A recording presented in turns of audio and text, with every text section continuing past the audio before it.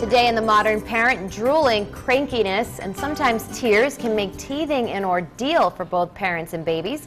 Children's Workshop offers some help on easing the pain. While timing varies widely, every child's experience is unique and different. Most babies begin to teeth at 6 months, but they can start as young as 3 months and go as long as after 12 months. And it's kind of based on when you or your spouse or the dad or the mom started cutting teeth, because if you're an early teether, chances are your child might be an early teether. The 2 bottom front teeth are usually the first to appear, followed by the 2 top front teeth.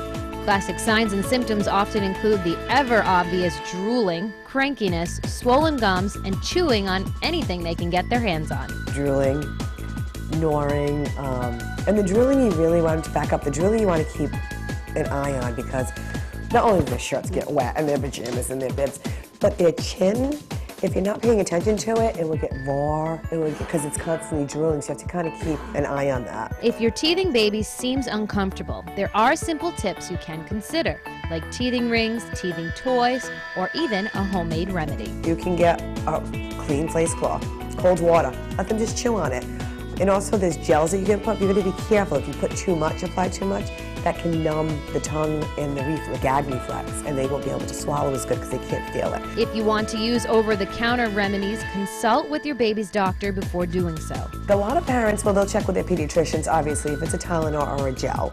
And you don't want to use too much Tylenol because it's a fever reducer.